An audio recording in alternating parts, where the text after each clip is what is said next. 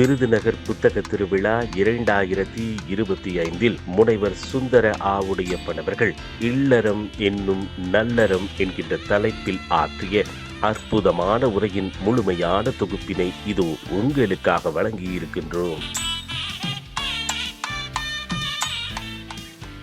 ஒரு கிராமத்தில் அந்த கதையிலிருந்து ஆரம்பிக்கிறார்.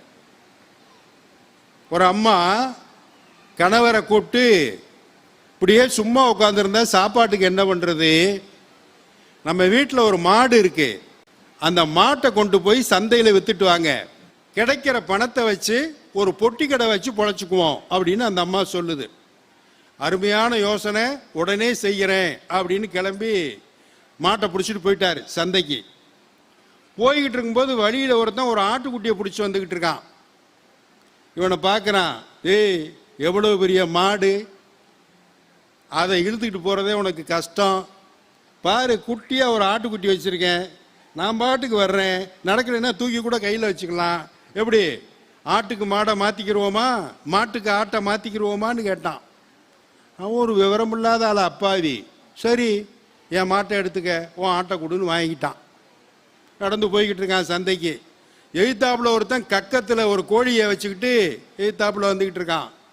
ஏப்பா, இவ்வளோ பெரிய ஆட்டை இழுக்க முடியாமல் இழுத்துட்டு வர்றியே, அது உன் கூட வரமாட்டின்னு வேற பிடிவாதம் பண்ணுது, இந்த கோழியை பாரு, கையில் அப்படி கக்கத்தில் வச்சுக்கலாம், கோழிக்கு ஆட்டை மாற்றிக்கலாமா அப்படின்னு கேட்டான். சரி கொடு அப்படின்னு ஆட்டை அவன்கிட்ட கொடுத்துட்டு கோழியை வாங்கிக்கிட்டான். மாடு ஆடாச்சு, ஆடு கோழி ஆயிடுச்சு. இப்போ சந்தையை நோக்கி போய்கிட்டு இருக்கான். போகிற வழியில் ஒரு டீ கடையை பார்த்தான். டீ சாப்பிடணும் போல ஆசையாக இருந்துச்சு. அந்த டீ கடைக்காரன்ட்ட ஒரு டீ கிடைக்குமான்னு, தர்றேன். அவன் பிரியாணி வச்சுருக்கான், பிரியாணி கடை வச்சுருக்கான். கோழியை பார்த்தோன்னே ஆசை வந்துருச்சு, இன்னைக்கு கோழி பிரியாணி போட்டுற வேண்டியதான் கடையில் அப்படின்னு. உனக்கு டீ தர்றேன், ஓசியாவே தர்றேன், அதுக்கு பதிலாக நீ கையில் வச்சுருக்க கோழியை கொடுத்துட்றியா அப்படின்னு கேட்டான். வச்சுக்க, டீயை கொடு. வாங்கினா ஃபுல்லாக கொடு டீ, கிளாஸ் நிறையாண்ணா. வாங்கி குடிச்சிட்டான். குடிச்சிக்கிட்டு இருக்கும்போது ஒருத்தன் பின்னாடி வந்து தோலை தட்டினான். யார் இவன்? பக்கத்து வீட்டுக்காரன். இவன் மாட்டை பிடிச்சி சந்தைக்கு கிளம்புறதுலேருந்து கூடயே வந்துக்கிட்டு இருக்கவன். ஏய், உன்னைய நான் பார்த்துக்கிட்டே வர்றேன், மாட்டை கொண்டு வந்தேன் ஆடா மாற்றினேன், ஆட்டை கொண்டு வந்தேன் கோழியாக மாற்றினேன், இப்போ கோழியை டீயாக மாற்றி குடிச்சிக்கிட்டு இருக்கியா? உன் வீட்டுக்கார மாட்டை சொல்லி உன்னை என்ன பண்ணுறேன் பாரு, உன்னை வீட்டை விட்டு அந்த அம்மா விரட்டி விட்டுறோம், இல்லைன்னா அந்த அம்மா வீட்டை விட்டு ஓடி போயிடும், எப்படி பார்க்குறியா அப்படின்னு அவன் மிரட்டினான். பக்கத்து வீட்டுக்காரன் அவன் சொன்னான், என் வீட்டுக்காரம்மா அப்படியெல்லாம் சொல்ல மாட்டா, நீ வேணும்னா சொல்லிப்பாரு, அவள் அப்படி சொன்னான்னு வச்சுக்க, என் வீட்டை நான் உனக்கு எழுதி கொடுத்துட்றேன், என்னைய திட்டினான்னு வச்சுக்க, என் வீட்டையே நான் உனக்கு எழுதி கொடுத்துட்றேன், அவ திட்டாமல் பாராட்டினான்னு வச்சுக்க, உன் பொட்டி கடையை எனக்கு எழுதி கொடுத்துடணும்னா. பக்கத்து வீட்டுக்காரன் பொட்டி கடை வச்சுருக்கான். சரின்ட்டாங்க. வேகமாக கூப்பிட்டு வந்தான். தெரியுமா உன் புருஷன் வகுசி அப்படின்னு இவன் ஆரம்பித்தான். சொல்லு என்ன அப்படின்னு. என்னன்னா இந்த மாதிரி நடந்துச்சுன்னு பூரா சொன்னோடனே கேட்டுவிட்டு அந்த அம்மா கேட்டுச்சு வீட்டுக்காரனை பார்த்து, அந்த டீயாவது நல்ல ஆற அமர ரசித்து ருசித்து சாப்பிட்டீங்களா அப்படின்னு அந்த அம்மா கேட்டுச்சு. என்னடா அது இப்படி இருக்கா அவன் முண்டாட்டி, இந்தரா என் பொட்டி கடை அப்படின்னு எழுதி கொடுத்துட்டு கிளம்பிட்டான். அப்புறம் வெளியே வந்த பிறகு கேட்டான், ஏன்டா அவன் பொண்டாட்டி கோபமே வராதான்னு. வரும், அடுத்தவங்க முன்னாடி திட்டுறது இல்லைன்னு எங்களுக்குள்ள ஒரு பாலிசி உண்டு. எங்களுக்குள்ள கோபம் வந்துச்சுன்னா அதான் கணவன் மனைவியையும் மனைவி கணவனையும் பெற்றோர் பிள்ளைகளையும் பிள்ளைகள் சில நேரம் பெற்றோரையும் திட்டுவாங்க. இந்த வேலையெல்லாம் எப்போ வச்சுக்கிறோம்னா தனியாக இருக்கும்போது வச்சுக்கிறணும். மூணாவது வேத்து மனுஷன் இருக்கும்போது வச்சுக்கிட்டோம்னா அது தப்புங்கிற பாலிசி எங்களுக்குள்ள இருந்ததுனால மாட்டை கொண்டு போய் விற்காமலே பொட்டி கடை வாங்கிட்டான். பார்த்தீங்களா, ஒரு டீ வேற குடிச்சிட்டான் கூடுதலா. இப்படி நடக்கும். அதுதான் அறம், இல்லறத்தில் நடக்கக்கூடியது. இப்போ அறம் அப்படிங்கிற சொல்லு இப்போ அடிக்கடி பேசப்படுகிற ஒரு சொல்லாக இருக்கிறது.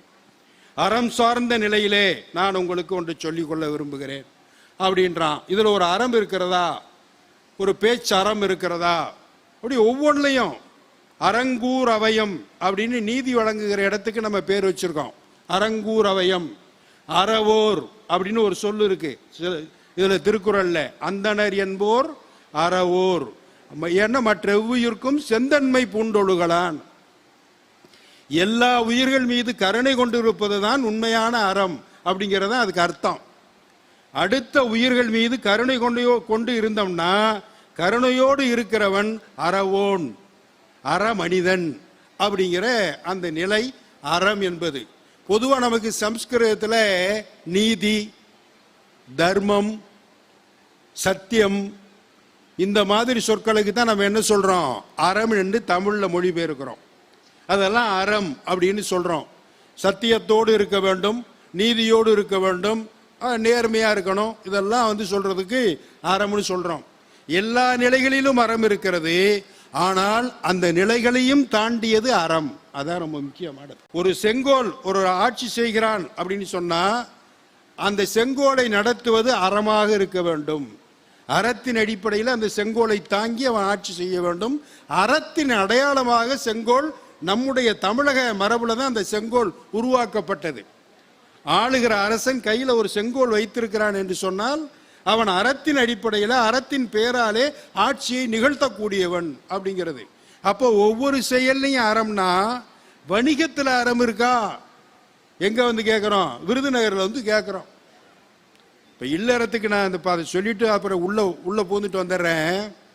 அவங்க சொல்லும் போது சொன்னாங்க, பிடியரிசி திட்டம் என்பது உலக அளவில் தோன்றிய இடம் நம்முடைய விருதுநகர்ல தான். இந்த பள்ளிக்கூடத்துல தான் பிடியரிசி பள்ளிக்கூடம்னு இதுக்கு பேரு.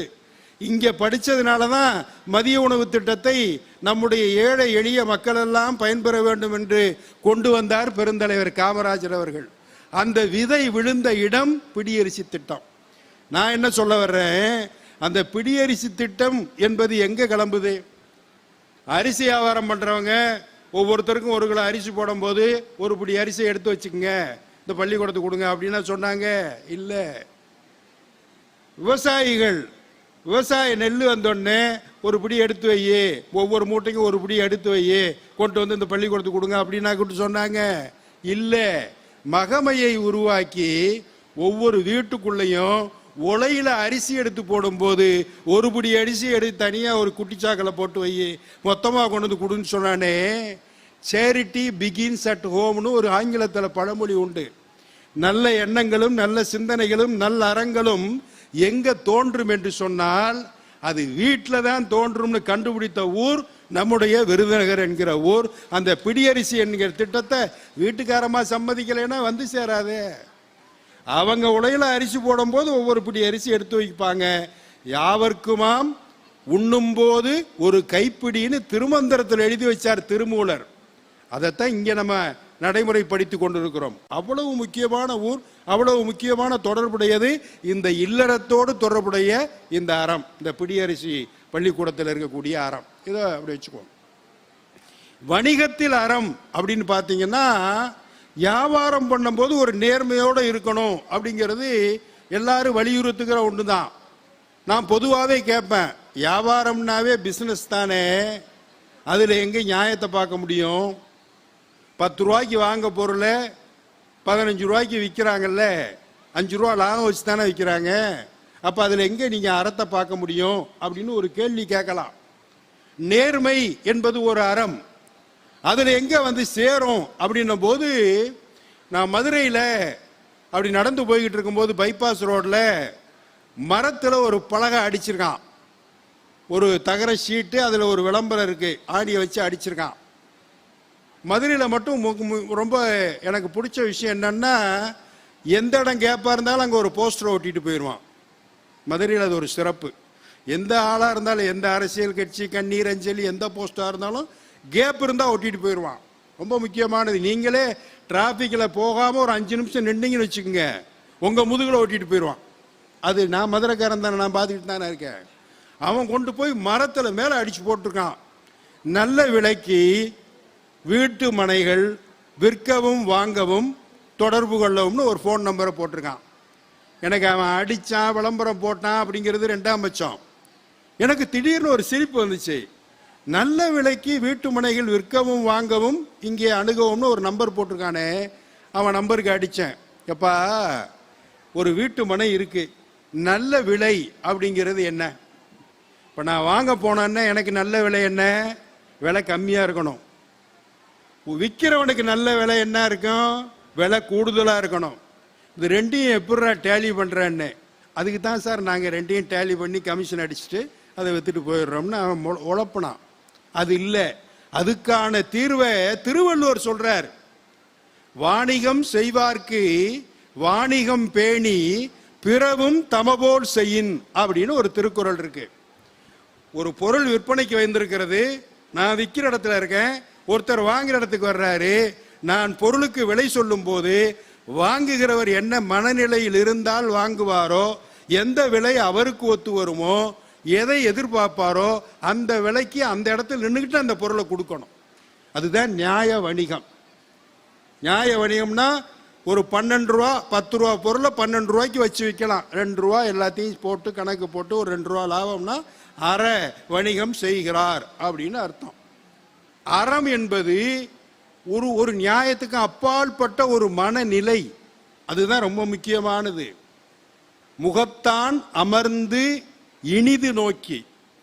ஒருத்தர் வர்றாருன்னா, என் நண்பர் வர்றாரு, இல்லை யாரோ தெரியாதவங்க வர்றாங்கன்னா அவங்கள பார்த்து முகத்துக்கு முகம் பார்க்கணும் முதல்ல. சில பேர் யாரையும் ஏறிட்டு கூட பார்க்க மாட்டான். அரசாங்க அலுவலகங்களில் நானும் பார்த்துருக்கேன். என்ன வந்தது அப்படின்வான். என்ன டேபிள்கிட்ட பேசிக்கிட்டு இருக்காரு, அவர் எய்த்தாப்புல நிற்கிறான், பாவமா அவரை உள்ள நுழையும் போது பார்த்துட்டாரு, இவன் இதுக்கு தான் வந்திருக்காருன்னு தெரியும். அப்படிலாம் கேட்கக்கூடாது. முகத்தான் அமர்ந்து இனிதி நோக்கி அப்படி நில நிறுத்தி பார்க்கணுமா. அகத்தானாம், முகத்துல நல்லா பார்த்துட்டு அகத்துல இருந்து பேச்சு வருதுவான். இன்சொலினதே அறம். இனிய சொற்களை பேசுவதுதான் அறம். அது எங்க இருந்து வரணும்? அகத்திலிருந்து வரணும். முகத்துல கருணையோடு பார்க்க வேண்டும். எப்படி பாருங்க திருவள்ளுவர் சொல்லுகிறார். அப்ப அந்த அன்பு என்பது, அறம் என்பது, கருணை என்பது எல்லாம் ஒண்ணுக்கொண்ணு ஒரு சின்ன வித்தியாசத்தோடு சேர்ந்து போகிற ஒரு பொருள் பல சொற்களாக மாறி போகின்றன. இந்த அறம் என்பது அதான் ஒரு உணர்வு நிலை, ஒரு மனோ நிலை. இந்த நேர்மையா வியாபாரம் பண்றாருன்னா 150 ரூபாய்க்கு ஒரு ஸ்டார் ஹோட்டல்காரரு பால் கொடுக்குறாரு. சார் நாங்க ஸ்டார் ஹோட்டல், எங்க ரேட்டு கம்மியா வச்சா பொருள் மட்டம்னு சொல்லுவோம், நாங்க எல்லாம் எதையுமே ஒரு ரேட்டுக்கு மேலதான் வைப்போம் அப்படின்னு அவர் சொல்லலாம். ஆனாலும் கூட ஒரு 1/2 லிட்டர் பால் எவ்வளவு? 200 மில்லி பால் கொடுத்துருப்பீங்க. ஒரு 10 ரூபா வச்சுக்கோங்க. சூடு பண்ணுறதுக்கு, அதை பண்ணுறதுக்கு, இதை பண்ணுறதுக்கு, ஜீனி போடுறதுக்கு ஒரு 5 ரூபா வச்சுங்க. 15 ரூபாய்க்கு கொடுங்க. 150 ரூபாய்க்கா 10 மடங்கா விலை வச்சு கொடுக்கறது? எதுவுமே இல்லாமல் கொடுத்தாரு. அறம் என்பது ஒரு மனநிலைனா, ஆயின்னு ஒரு வள்ளல் இருந்தான். 7 வள்ளல்கள்ல கடையேழு வள்ளல்கள்ல ஆய் அப்படின்னு ஒருத்தர் இருந்தார். அந்த வள்ளலை பற்றி பேசும்போது ஒரு கவிஞர் சொல்லுகிறார், ஆய் இம்மை செய்தன மறுமைக்கு ஆமெனும் அறவிலை வணிகன் ஆய் அலன் அப்படின்னு சொல்றான். அறத்தை விலை பேசுகிற வணிகன் எங்கள் வள்ளல் ஆய் இல்லை அப்படிங்கிறான். அது எங்கே அறத்தை விலை பேசினாரு? தர்மத்தை எப்படி விலை பேசுறது? ஒன்றும் இல்லை, போனோடனே உனக்கு இந்த மாதிரி சிக்கல்லாம் வரப்போகுது அப்படின்னோடனே இதுக்கு பரிகாரம் இருக்கா? 100 பேருக்கு சாப்பாடு போடு, ஒரு 50 பேருக்கு அன்னதானம் பண்ணு, ஒரு 20 பேருக்கு கல்யாணம் பண்ணி வை, எதையாவது ஒன்று பரிகாரம்னு சொல்லி விட்டுருவாங்க. நல்லதுதான் செய்ய சொல்றாங்க. இதை விட போய் அந்த கோயிலில் அவருக்கு தட்சணையா 1 லட்சம் ரூபா கொடுத்துட்டோன்னு சொல்லலை. இந்த மாதிரி நல்லது செய், சமூக நன்மைகளை பரிகாரமாக சொல்லலாம். இது இல்லை, இதுக்கு இது பலனை எதிர்பார்த்து கொடுக்கிற எல்லாமே தர்மமாகாது. அறத்தை வணிகமாக விலை பேசுகிற நிலைமையில தான் அது சேரும். அற விலை வணிகன் ஆய் அலன் சொல்லும் போது ஒரு நிலைமையை தாண்டி அங்க போறோம். அப்ப திருவள்ளுவர்கிட்ட கேட்கும்போது சொல்லுகிறார், அறம்னா என்னங்க? ஒரே குழப்பமா இருக்கு, பேசுறதா எல்லாமே தானம்னு சொல்லிக்கிட்டே இருப்பாங்க. வாக்கு தானம், அந்த தானம், இந்த தானம், அன்னதானம், கண் தானம், இரத்த தானம், எல்லா தானங்களும் இருக்கு. இதெல்லாம் தாண்டினது. அறம் அப்படின்னு சொன்னோம்னா ஒண்ணுமே இல்லை. மனத்துக்கண் மாசிலனாதல் அனைத்தரன், அவ்வளவுதான். ரொம்ப சிம்பிள். அதுக்கு ஒரு விளக்கம், இவ்வளவு எளிமையா விளக்கம் சொல்ல உலக இலக்கியத்துல யாருமே இல்லை, எந்த துறவியும் கிடையாது, எந்த ஞானியும் சொல்லலை. உன் மனசுல அளவுல நீ களங்கம் இல்லாமல் இருந்தால் அதுதாப்பா அறம். வேற ஒண்ணுமே கிடையாது. மனத்தளவில் களங்கமில்லாது இருப்பது அன்பும் அறனும் உடைத்தாயின் இல்வாழ்க்கை பண்பும் பயனும் அது. ஒரு கணவன் மனைவி வாழுகிற வாழ்க்கையில யார் அறத்தோட இருக்கணும், யார் அன்போட இருக்கணும்லாம் பிரிக்க கூடாது. அவர்கள் இருவரும் சேர்ந்து வாழுகிற வாழ்க்கையே அன்பும் அறமும் கலந்த வாழ்க்கையாக இருக்க வேண்டும். யாராவது ஒரு பெரியவங்க சொல்லுவாங்க, எப்பா இந்த உலகமே ஒரு சத்தியத்துக்கு கட்டுப்பட்டு நடந்துகிட்டு இருக்குப்பா அப்படின்னு ஒரு வார்த்தை சொல்லுவாங்க. சத்தியத்துக்கு கட்டுப்படுகிறது அப்படிங்கிற வார்த்தையே என்ன அப்படின்னு கேட்டீங்கன்னா, ஒரு அறம் சார்ந்த கட்டுப்பாடு தான். ஒருத்தர் ஒரு பேருந்து ஓட்டுறாருன்னா அவரு கட்டுப்பாட்டுக்குள்ள இருந்து அது ஓட்டணும். ஒரு நடத்துனர் ஒரு வேலை சொல்றாருன்னா, ஒரு நடத்துனர் சீட்டுகளை கொடுத்து பயணச்சீட்டை கொடுத்து பயணிக்கிறாங்கன்னா அது ஒரு அறத்துக்கு கட்டுப்பட்டு இருக்கிறது. என்ன விஷயம்? ஒன்றும் இல்லையா? என்ன சார், ஏதாவது ஒன்றும் இல்லையா சார்? அப்ப எல்லாம் அறம் சார்ந்த ஒரு நிலையில ஒரு நெறியில இருந்தோம்னா அது இப்ப குடும்பம் அப்படின்னு எடுத்துக்கிட்டோம்னா கணவன் மனைவி பிள்ளைகள் இவர்கள் எல்லோரும் சேர்ந்து வாழுகிற ஒரு வாழ்க்கை, இணைந்து வாழுகிற ஒரு வாழ்க்கை. இல்லறம் சிறந்ததா துறவறம் சிறந்ததா அப்படின்னு ஒரு கேள்வி சேரும். ஏன்னா அறத்துக்கு எத்தனையோ பிரிவுகள் இருக்கு. சாமியாரா போறதும் ஒரு அறம் அப்படின்னு சொல்றான் நம்ம நாட்டில். சாமியாரா போயிடுறது, துறவிகளா போய் அங்க உட்காந்து மடங்களை நிர்வகித்து அறநெறிகளை சொல்லி வாழ்க்கையை ஓட்டுகிற துறவிகள் இருக்காங்க. எல்லாத்தையும் துறந்துட்டு குடும்பத்தில் இருக்கக்கூடிய இல்லறவாசிகள் இருக்காங்க. ஒரு ராஜா ஒரு துறவிட்ட கேட்டார், இல்லறம் சிறந்ததா துறவரம் சிறந்ததான்னு. அவரு இதை நான் உபதேசமா சொன்னோம்னா ஒன்றும் உனக்கு புரியாது, வா கண்கண்ட சாட்சியமா சொல்றேன் அப்படின்னு கூட கூப்பிட்டார். அந்த ராஜா என்ன பண்ணாரு, இவர் கூட போனார், துறவி கூட போனார். போய் பக்கத்து நாட்டில் அரண்மனையில் ஒரு சுயமரம் நடந்துகிட்டு இருந்துச்சு. சுயமரம்னா அங்கே இருக்க இளவரசிக்கு சுயமரம். எல்லா நாட்டு இளவரசர்களும் வந்திருக்காங்க, கல்யாணம் ஆகாதவங்க. அவங்க வரிசையாக உட்காந்துருப்பாங்க. யாரை பிடிக்குதோ அவங்க கழுத்தில் மாலையை போடுறது அப்படின்னு மாலையை வச்சுக்கிட்டு வந்துக்கிட்டே இருக்கா. சுயவரம் எப்படி நடக்குதுன்னு பார்க்கறதுக்கு இந்த ராஜாவும் இந்த துறவியும் வந்திருக்காங்க. துறவி கூப்பிட்டு வந்திருக்காரு. இவங்க ரெண்டு பேரும் பக்கத்தில் ஒரு இளம் சன்னியாசி ஒருத்தன், அவனும் வேடிக்கை பார்க்க நின்றுகிட்டு இருக்கான். அவனும் துறவி தான், அவனும் நின்றுகிட்டு இருக்கான். இந்த இளவரசி மாலையை கொண்டு வந்தால படக்கு இந்த இளம் சன்னியாசி கழுத்தில் மாலையை போட்டு அவ வாட்டுக்கு போயிட்டான். ஐயோ நான் சாமியாரு, நான் இதுக்கு ஆள் இல்லை அப்படின்னு பதறான் இந்த சன்னியாசி. உடனே இந்த ராஜா இறங்கி வந்தார், இளவரசியோட அப்பா. அப்படிலாம் சொல்லக்கூடாதுங்க மாப்பிள்ள, கழுத்தில் மாலையை போட்டாச்சு, இந்த ராஜ்யம் பூரா உங்களுக்கு தான், இப்போதைக்கு பாதி தாரேன், நான் போன பிறகு முழுசு உங்களுக்கு தான், வச்சுக்கோங்க, வாங்க போகலாம் அப்படின்னு கூப்பிட்டு பார்க்குறாரு. அதெல்லாம் ஆளை விடுங்கப்பா, நான் சும்மா வேடிக்கை பார்க்க வந்தவன்ட்டு ஓட ஆரம்பிச்சிட்டான் அந்த இளம் சன்னியாசி. ஓட ஆரம்பிச்சோடனே பின்னாடியே அந்த இளவரசியும் துரத்த ஆரம்பிச்சா. நீ தான் எனக்கு மணவாளன், நான் கண்ணாளன் அப்படின்னு விரட்ட ஆரம்பிச்சா. என்னடா நடக்குதுன்னு பார்க்கறதுக்கு இந்த துறவியும் இந்த சன்னியாசியும் இந்த ராஜாவும் வேடிக்கை பார்க்க வந்தவங்க, இவங்களும் அந்த இளம் சன்னியாசியோட ஓட ஆரம்பிச்சாங்க. ஓடுறா புடி புடி புடின்னு இளவரசி ஓடுறா, முன்னாடி சாமியார் ஓடுறா இளைஞன், அப்புறம் பின்னாடி ஒரு துறவியும் ராஜாவும் ஓடிக்கிட்டு இருக்காங்க. போய்கிட்டே ஒரு காட்டுக்குள்ள போயிட்டாங்க. இருட்ட ஆரம்பிச்சிருச்சு. போனோடனே அவன் எங்கிட்டு போனான்னு தெரியல. யாரு? அந்த இளம் சன்னியாசி எங்க போனான்னு தெரியல. தேடி போனவ அப்படியே பார்த்துட்டு ஒரு ஆலமரம் கீழே உட்காந்து மூச்சு வாங்க உட்காந்துக்கிட்டு இருந்தா. இவங்க ரெண்டு பேரும் போனாங்க. யாரு? ராஜாவும் இந்த துறவியும் போய் அங்கே போய் உட்காந்தாங்க, மூச்சு வாங்கிட்டு இருந்தாங்க. மேலே அந்த ஆலமரத்தில் ஒரு 4 புறாக்கள் உட்காந்துருந்துச்சு. ஒரு தாய் புறா, ஒரு தந்தை புறா, 2 பிள்ளைகள் புறா. அப்போ தாய் புறா கேட்டுச்சு, கீழே நம்ம இடத்துக்கு விருந்தாளியை வந்திருக்காங்களே, அவங்களுக்கு விருந்து எதுவும் பரிமாற வேணாமா அப்படின்னு தாய் புறா கேட்டுச்சு. உடனே அந்த தந்தை புறா என்ன பண்ணுச்சு, இருந்தா உடனே வந்துடுறேன்ட்டு வெளியே ஓடி போய் அந்த சாயந்தரத்தில் சில சுள்ளிகளை பொறுக்கிட்டு மேலே இருந்து கீழே போட்டுச்சு. போட்டு ஒரு நெருப்பு குச்சியும் போட்டுச்சு.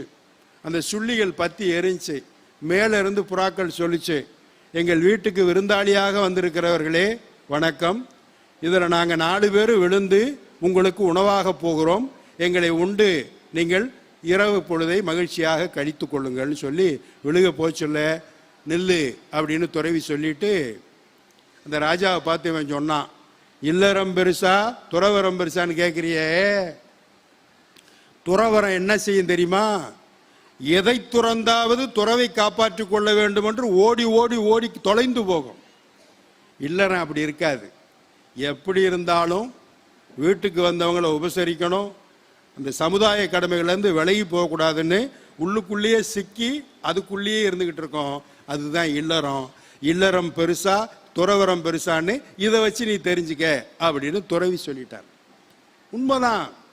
நீங்க என்ன கஷ்டப்பட்டாலும் எவ்வளவு துன்பப்பட்டாலும் துயரப்பட்டாலும் இல்லற வாழ்க்கையில் இருக்கவன் வீடு மீடேறவே முடியாது, விட்டு போகவே முடியாதுன்னு ஒரு பாட்டு இருக்கு. புருஷன் பொண்டாட்டி பிள்ளை குட்டியா குடும்பம்னு ஆயிப்போச்சுன்னு வச்சுங்க, அதுதான் உங்களுக்கு விதிக்கப்பட்டது. சில பேர் திடீர்னு ஓடி போய் சாமியாரா போயிடுவான், இளைஞன் ஓடிடுவான், அவனுக்கு அது முடியும். குடும்பத்தில் இருக்கிறவன் குடும்ப தொல்லை தாங்க முடியலன்னு கிளம்பவே முடியாதுன்னு ஒரு பாட்டு இருக்கு. எப்படின்னா ஓரேர் உழவர் என்கிற சங்க இலக்கிய புலவர் அவர் எழுதியிருக்கிற அற்புதமான பாட்டு. 4 வரிதான். ஒரு பெரிய இந்த மாதிரி ஒரு பெரிய ஸ்கிரீனை மனசுல வச்சுக்கங்க, ஒரு 70 mm ஸ்கிரீன் ஓபன் பண்ணிக்கங்க, அப்படியே ஒளி பாய்ச்சுகிறது. ஒளி பாய்ச்சினீங்கன்னா அந்த இடமே ஒரு வேஸ்ட் லேண்ட், ட்ரை லேண்டு, புல் பூண்டு செடி கொடி எதுவுமே முளைக்காமல் இருக்கக்கூடிய அனல் பறக்கக்கூடிய ஒரு இடம். அது காட்சிக்கு முதல்ல வருது. அதை அந்த ஓரேர் உழவர் சொல்லுகிறார், அதல் எரிந்தன்னே நெடுவன் கலர். கலர் நிலம். அது தோலை உரிச்சா எப்படி இருக்கும்? உரிச்சு பாருங்களேன், ஒரு சின்ன சிராய்ப்பு வந்தாவே எவ்வளவு எரிச்சலா இருக்கு. அது மொத்தமா உரிச்சோம்னா எவ்வளவு சிவப்பா இருக்கும், எவ்வளவு எரிச்சலா இருக்கும், எவ்வளவு ஹாட்டா இருக்கும். அது மாதிரி அதல் எரிந்தன்னே நெடுவெண் கலர் நிலத்துல அப்படி ஒரு காட்சியில முதல்ல அந்த கலர் நிலம் தெரிகிறது. ஒருவன் ஆட்டும் புல்வாய் போல அப்படின்னு 2வது வரி. புல்வாய்னா மானுக்கு தமிழ்ல புல்வாய்னு பேர். புற்களை தின்னக்கூடிய வாயை உடையதற்கு புல்வாய். புல்வாய் கரைப்பட்டின்லாம் ஊர்கள் இருக்கு நமக்கு பக்கத்துல. அந்த புல்வாய் ஒரு மான் என்ன பண்ணுது, அப்படியே லெப்ட்ல இருந்து ரைட்டுக்கு ஓடுது, கிராஸ் பண்ணுது. உயிரை வெறுத்து ஓடிக்கிட்டு இருக்கு அந்த கலர் நிலத்துல. அப்படி ஓடிக்கிட்டு இருக்கு. பின்னாடியே ஒரு வேட்டுவன் கையில வில்லும் அம்பும் கொண்டு இந்த மானை குறி வைத்து கொண்டு பின்னாடி விரட்டி வந்துகிட்டே இருக்கான். இது காட்சி. ஜோஜோ எப்படி தப்பிக்கும் இந்த மானு அப்படின்னு நம்ம இந்த காட்சியை பார்த்துக்கிட்டு இருக்கவங்க பதைச்சுக்கிட்டு உட்காந்துருக்கலாம். தப்பிக்க முடியாதே, ரொம்ப கஷ்டமாச்சே. ஏன்னா அது கலர் நிலம். மேடு இப்போ கிடையாது, பள்ளம் கிடையாது, புதர் கிடையாது, மரம் கிடையாது, செடி கிடையாது. எந்த பக்கமும் திரும்பினாலும் அவன் கண்ணை விட்டு தப்பிக்க முடியாது. வேட்டுவன் எப்படி திரும்பினாலும் அம்பை இது கொன்று விடுவான். அதழ் எறிந்தன்ன நெடுவன் கலரின் ஒருவன் நாட்டும் புல்வாய் போல பதறி பதறி போய் நம்ம உட்கார்ந்துருக்கும் போது பின்னாடி இந்த ஓரேர் உழவர் நம்ம தோலை தட்டி சொல்லுகிறார், பயப்படாத, ஓடி உய்தலும் கூடுமன் அப்படிங்கிறான். அந்த மான் தப்பிச்சிரும்பா. என்னையா எப்படி சொல்றீங்க? எந்த பக்கமா போகும்? அவன் கண்ணில இருந்து தப்பிக்க முடியாது, அது தப்பிச்சிரும்பா. ஓடி உய்தலும் கூடுமன். ஆனா உன் வாழ்க்கை இருக்குல்ல, யாரு அந்த புலவர் சொல்றாரு, அது ஓடி தப்பிச்சாலும் தப்பிச்சிரும். ஒக்கல் வாழ்க்கை இருக்குல்ல, உறவுகளை ஏற்படுத்தி கொண்டு என் மனைவி, என் பிள்ளை, என் தந்தை, என் தாய், என்னும் குழந்தை, நாத்தனா, கொழுந்தியான்னு பேர்களை வச்சுக்கிட்டு ஒக்கல் வாழ்க்கை, அது தட்குமா காலே. நீ விளங்காம போயிருந்தா அந்த வீட்டில் இனிமேல் இருக்கக்கூடாது, காலடி எடுத்து வெளியே வச்சுன்னா அப்பா அப்படின்னு ஒரு பிள்ளை காலை பிடிக்கும். எங்க போறீங்க அப்படின்னு ஒருத்தர் கையை பிடிப்பாங்க, ஒருத்தர் அப்படியே கட்டி பிடிப்பாங்க. இந்த குடும்ப பாச உறவு இருக்குல்ல, இந்த பிணைப்பு இருக்குல்ல, இந்த இணைப்பு இருக்குல்ல, உன்னைய தப்பிக்கவே விடியாதுரா, அப்படியே உட்காந்துக்க அப்படின்ட்டு. ஏன்டா இந்த மான் படத்தை காமிச்சு விட்டு இப்ப இந்த கதையை மாத்திட்டு போறான் அந்த பெருசு அப்படின்னு யோசிச்சு பார்த்தீங்கன்னா அதுதான் சங்க இலக்கியம். அதுதான் சங்க இலக்கியம். வீட்டுக்காரமா கோச்சுக்கிட்டு அவங்க அம்மா வீட்டுக்கு போயிட்டாங்க. இவன் ஏதோ திட்டான், இவன் தான் திட்டினவன், கோச்சுட்டு போயிடுச்சு. 2 நாள்ல கேட்கல, மனசு கேட்கல. சில பேர் நம்ம திட்டி வாங்கியே பழகிட்டோம்னு வச்சுங்களேன், திட்டுறதுக்கு ஆள் இல்லை, நமக்கு என்னமோ மாதிரி இருக்கும். எங்கடா அந்த அம்மா இருந்தால் 2 வார்த்தை பேசுவாளே, நம்ம கேட்டு பேசாமல் உட்காந்துருக்கலாமே. திட்டுறதுக்கு ஆள் இல்லைனாலும் கஷ்டமாக தான் இருக்கும். அவன் கோச்சிட்டு போயிட்டா, என்ன பண்ணா, 2 நாள் கழிச்சு வர சொல்லிடுவோம் அப்படின்ட்டு மொபைல் ஃபோனு அடித்தான். எங்கே போயிட்டியா, எங்கே இருக்க, நீ வீட்டில் தான் இருக்கேன் அப்படின்னா. கிளம்பி வந்துரு, நான் சொன்னதெல்லாம் தப்பு அப்படின்னா இவன்.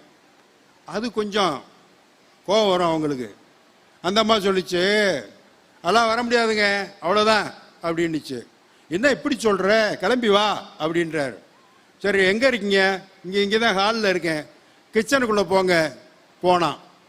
அங்கே ஒரு பீங்காங்கப்பு இருக்கும்ல, கப்பு இருக்கா, அங்கே ஒரு கப்பு, ஆமாம் கப்பு இருக்குது, டீ குடிக்கிற கப்பு இருக்குது, அதை எடுத்து தரையில் ஓங்கி ஒரு போடு போடுங்க அப்படின்னுச்சு அந்த அம்மா. அங்கேருந்து இன்ஸ்ட்ரக்ஷன்.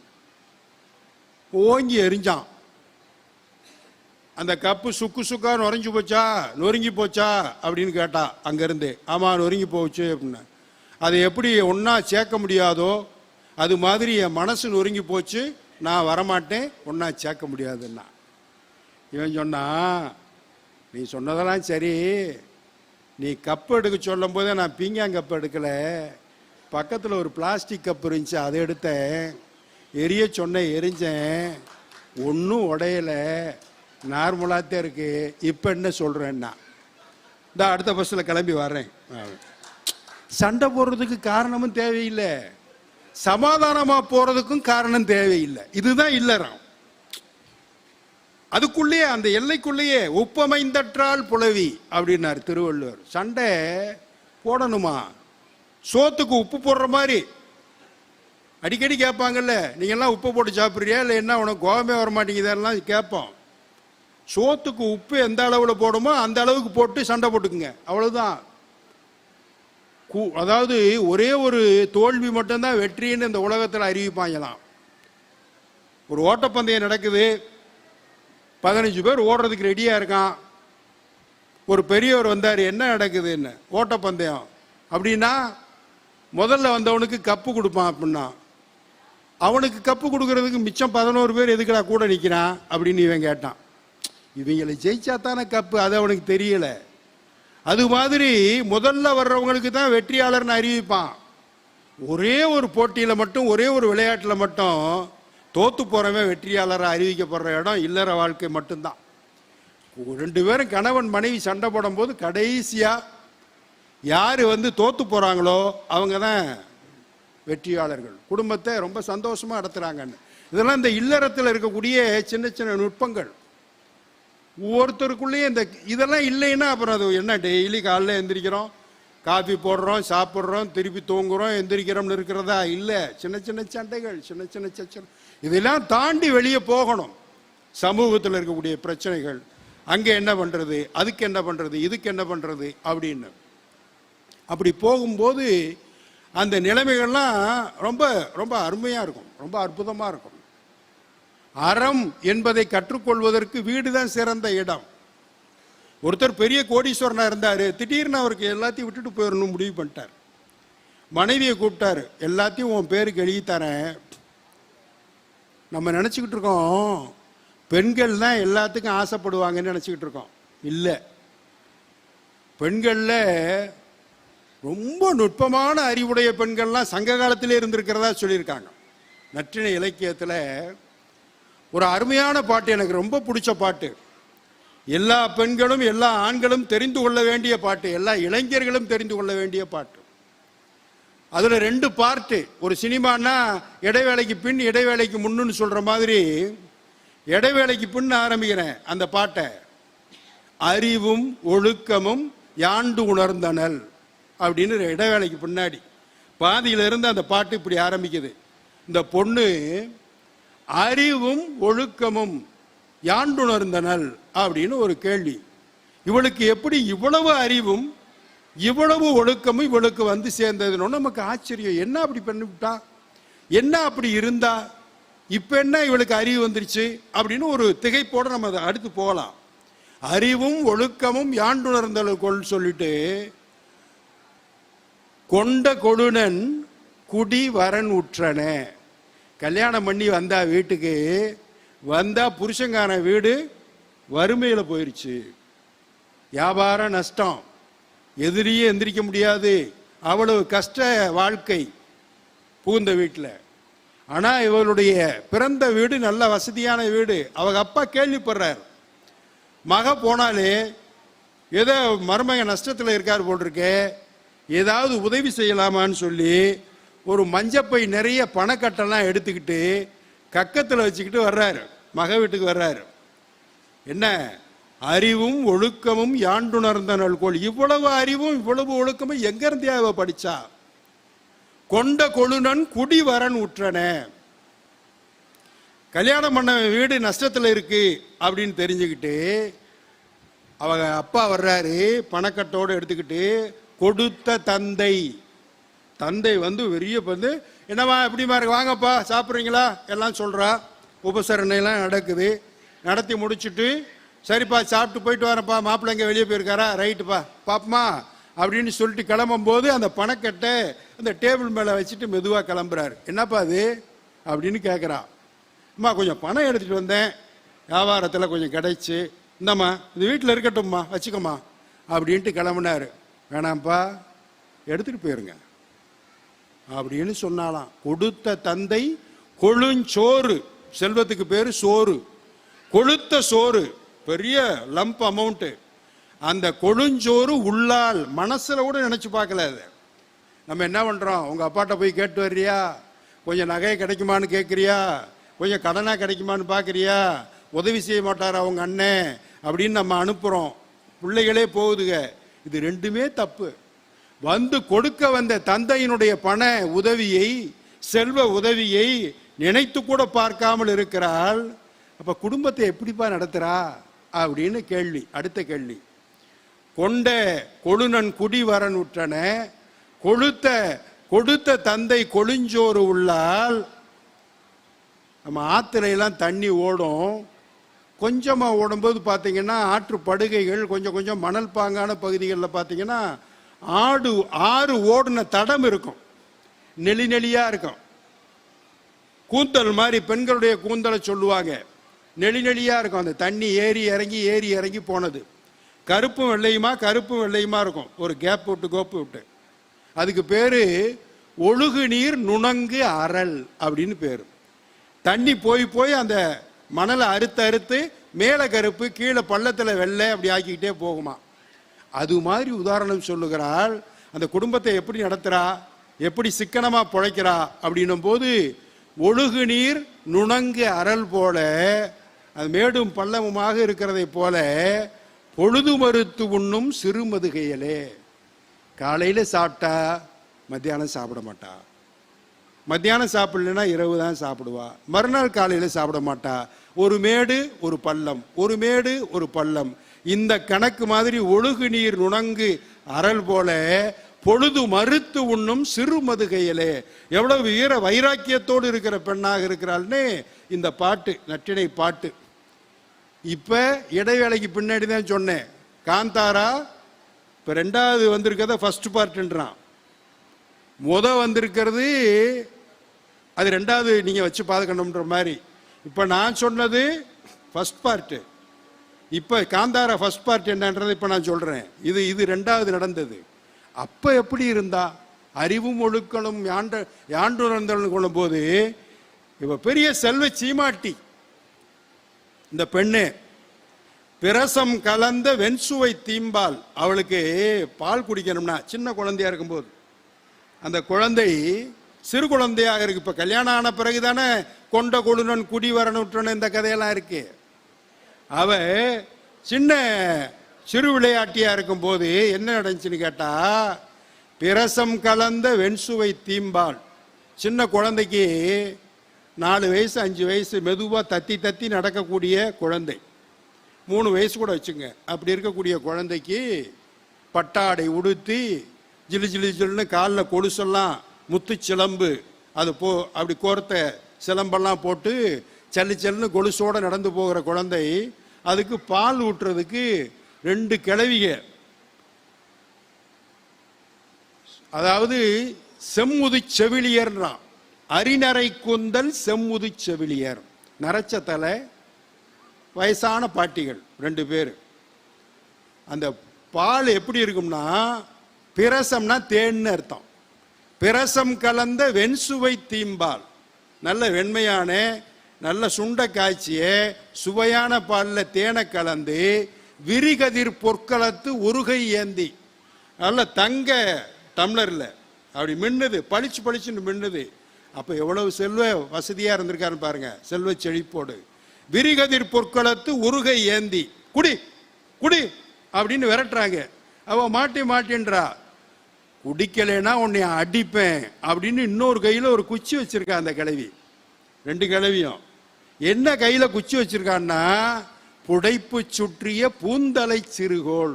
என்ன அருமையான வார்த்தை பாருங்க தமிழ்ல. அந்த குச்சி நல்ல மல்லிகைப்பூவை பந்தா வாங்கி, நெருக்கி கட்டின மல்லிகைப்பூவை ஒரு பந்து வாங்கி அந்த குச்சி முழுவதும் சுத்தி இருக்காங்க. புடைப்பு சுற்றிய பூந்தலை சிறுகோள். தப்பித்தவறி குடிக்கலைன்னா அடிப்பேன்னு மேலே பட்டா கூட பிள்ளைக்கு அழிக்கக்கூடாது. எவ்வளவு பாருங்க நேர்த்தியா, எவ்வளவு செல்வ செழிப்பா அந்த குழந்தைய வளர்த்துருக்காங்க பாருங்க. விரிகதிர் பொற்களத்து ஒருகை ஏந்தி புடைப்பு சுற்றிய பூந்தலை சிறுகோள் உண்ணன ஓக்குபு பிழைப்ப, முத்தரி சிலம்பு ஒளிப்ப தத்துற்று பந்தர் ஓடி, இங்கிட்ட ஒரு பந்தல் இங்கிட்ட ஒரு பந்தல், எங்க போனாலும் ஏவல் மறுக்கும் சிறு விளையாட்டி. சின்ன விளையாட்டு பிள்ளை அது பால் குடிக்க மாட்டேங்குது, அது சொன்ன பேச்சை கேட்காம தெரிஞ்சிருக்கு. இவங்க ஓடி ஓடி இழைச்சி போனாங்க இந்த வீட்டில் இருக்கக்கூடிய செவிலி தாயர்னு. அதுதான் ஃபர்ஸ்ட் பார்ட். அப்படி இருந்தவ, செல்வ செழிப்பா இருந்தவ, கணவன் மனைவி என்கிற இல்லறத்துக்குள்ள போன பிறகு அதனை கொண்டு செலுத்துவதற்கு வெளிநாட்டிலிருந்து எந்த உதவி வேணாம், இந்தியா தன்னுடைய சொந்த காலிலேயே நின்று ஜெயிக்கும் என்கிற ஒரு கோட்பாடு ஒரு காலத்தில் வந்துச்சு. நமக்கு 15-20 வருஷத்துக்கு முன்னாடியே வந்துருச்சு. இல்லைன்னா எந்த நாட்டிலிருந்து இறக்குமதி வரும், எந்த நாட்டிலிருந்து நம்ம இலவசமாக கோதுமை வாங்குவோம், அரிசி வாங்குவோம்லாம் நினச்சிக்கிட்டு இருந்தோம். ஒரு காலம் இறக்குமதி பண்ண காலம் இருந்துச்சு. இப்போ சுனாமி வந்த பிறகுதான் எங்களுடைய தேவைகளை, எங்களுடைய இழப்புகளை, எங்களுடைய ரிசோர்ஸஸை வச்சே நாங்கள் சரி பண்ணோம்னு செஞ்சு காட்டினோம். இப்போ நம்ம அப்படி இருக்கோம். நாடென்ப நாடா வளர்த்தன அப்படிங்கிறது. அந்த மாதிரி இல்லற வாழ்க்கை நடத்துவதற்கு அவ எப்படி இருக்கான்னு கேட்கும்போது நண்பர்களே, இல்லற வாழ்க்கை என்பது அப்படிதான். அது ஒரு செழுமையாக இருக்க வேண்டும். ஆகாறு அளவு இட்டிதாயினும் கேடு இல்லை. வருகிற வழி ரொம்ப சின்னதா இருக்கே அப்படின்னு கவலைப்படாதீங்க. 10,000 ரூபா தான் வருமானம் வருது மாதம். சில பேருக்கு 1 லட்சம் ரூபா வருது மாதம். அவன் செலவு பண்றதுக்கு நம்ம செலவு பண்றதுக்கு வேறுபாடு இருக்கு. நீ 10,000 ரூபா வாங்கினா பரவாயில்லை, செலவு பண்றத அகலப்படுத்தாம பார்த்துக்க, திருவள்ளுவர் சொல்லுகிறார். ஆகாறு வருமானம் இட்டிலாயினும் இத்துணூண்டா இருந்தாலும் பரவாயில்லை, போகாறு அகலா கடை. அதுதான் இல்லற வாழ்க்கையினுடைய நேர்த்தி. அந்த மாதிரி இருக்கணும். இன்னொரு புலவன் சொல்லுகிறான், வறுமையில வாழ்ந்தவன் வறுமையில வாடியவன் பெருஞ்சித்திரனார் என்கிற புலவர். அவன் போய் குமணன், முதிரமலையை சார்ந்த குமணன் என்கிற வள்ளல்கிட்ட நிறைய பொருள் கிடைச்சிருச்சு. வள்ளல் கொடுத்துட்டான், கொண்டு போய் நல்லா வாழ்வாங்கு வாழுங்க அப்படின்னு கொடுத்துட்டான். கொண்டு வந்து வீட்டில் போட்டா நம்ம என்ன பண்ணோம், ஓடி ஓடி கதவை சாத்து, எல்லாத்தையும் எடுத்து அங்கங்க வை, போய் கொண்டு போய் அதை லாக்கரில் வச்சுட்டு வந்துரு, இதை இதில் போடு, அந்த இடத்துல இன்வெஸ்ட் பண்ணு, இதில் பண்ணு அதில் பண்ணு தானே பேசுவான். அவன் மனைவியை கூப்பிட்டு, அப்பா எல்லாம் வந்துருச்சா, உனக்கு யார் யாரை பிடிக்குமோ அவங்களுக்கும், உனக்கு யார் யாரை பிடிக்குமோ அவங்களுக்கு, உன்னையே யார் யாருக்கு பிடிக்குமோ அவங்களுக்கு ஒரு லிஸ்ட் எடு. அப்படி எடுத்துட்டு ஒரு கஷ்டத்தில் இருக்கும்போது ஒரு ஜீனி வேணும், ஒரு டம்ளர் அரிசி வேணும், ஒரு டம்ளர் பால் வேணும் அப்படின்னு பக்கத்து வீட்டில் போய் கேட்டிருப்பீல்ல. கடும்பின் இடும்பை தீர நின் குறியெதிர்ப்பை நல்கியோருக்கும், உனக்கு என்ன வேணுமோ புறம் கொடுத்து உதவிப்பாங்கல்ல, கடனா கூட கொடுத்து உதவிப்பாங்கல்ல, அந்த லிஸ்ட் எடு. கடைசியா இது அதுன்னெலாம் இல்லை, என்கிட்ட கேட்காத, என்கிட்ட கேட்காத. ஏங்க இந்த காசு பணம் இருந்துச்சுன்னா நம்ம இன்னொரு 10-20 வருஷத்துக்கு நிம்மதியாக வாழலாமே அப்படின்னு சொல்லாத.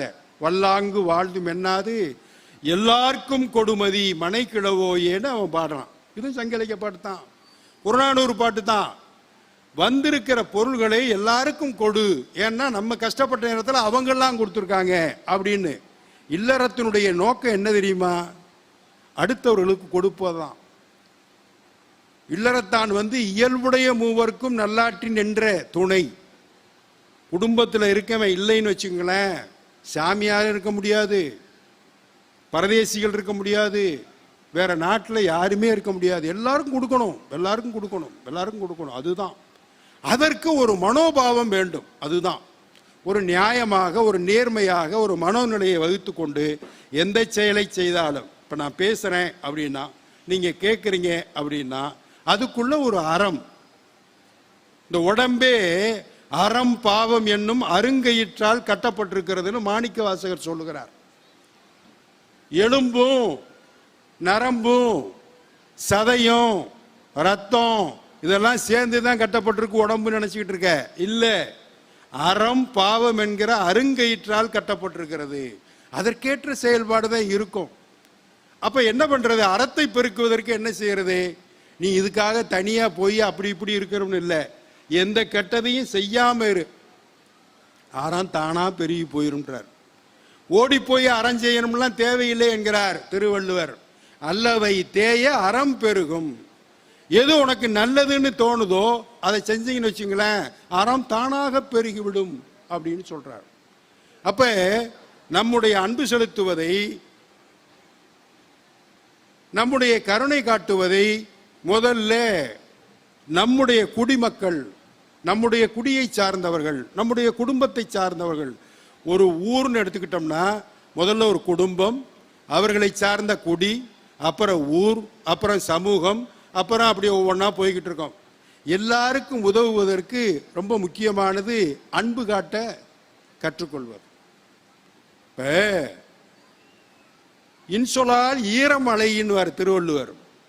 இனிய சொற்களால ஈரத்தை நம்ம பேச்சில் காட்டணுமா, வெளிப்படுத்தணுமா. எச்சு துப்பிக்கிட்டு பேசுறது இல்லை. ஈரம் அலைதல் அப்படின்னா கனிவான இனிமையாக ரொம்ப ஈரம் சொட்ட சொட்ட பேசுவதுதான் இன்சொலால் ஈரம் அலையி படிரளவாம் செம்பொருள் கண்டார் வாய்ச்சொல். நல்ல சொற்களை சொல்லணும்னா அப்படி சொல்லணும். அதுக்காகத்தான் என்ன பண்ணியிருக்காரு கடவுள்? நாக்கை மட்டும் தண்ணிக்குள்ள போட்டு வச்சிருக்காரு ஒவ்வொரு மனுஷனுக்கும்.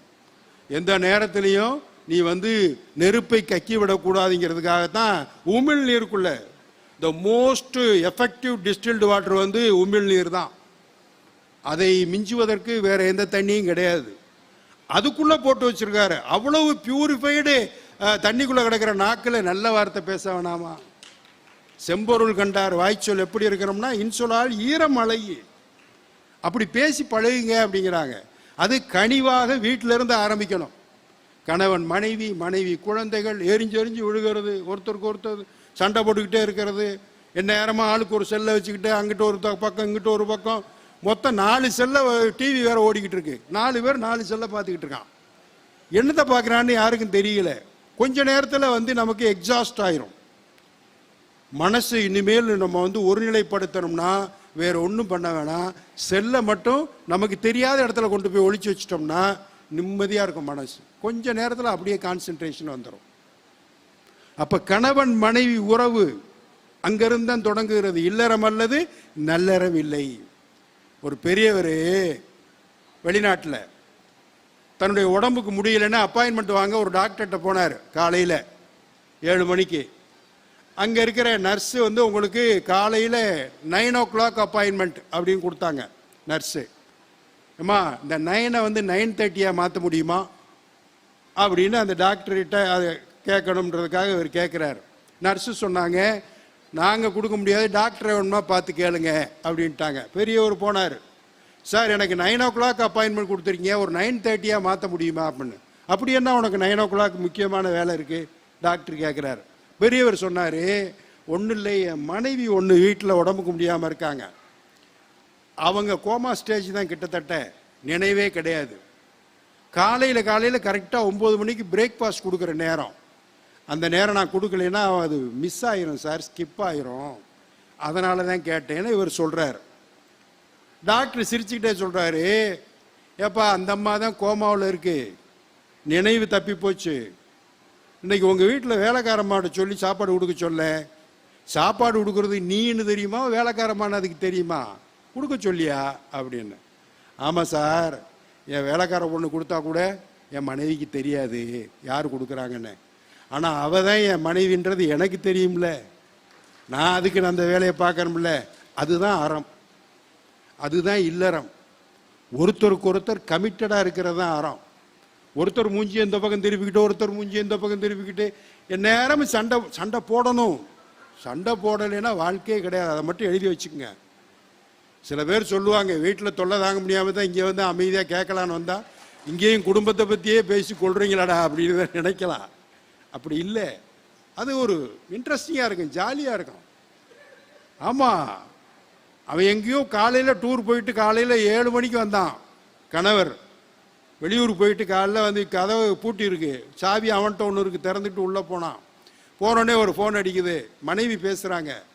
நான் தாங்க ஊருக்கு போயிட்டு வந்துட்டீங்களா? வந்துட்டேன். நீ எங்கே?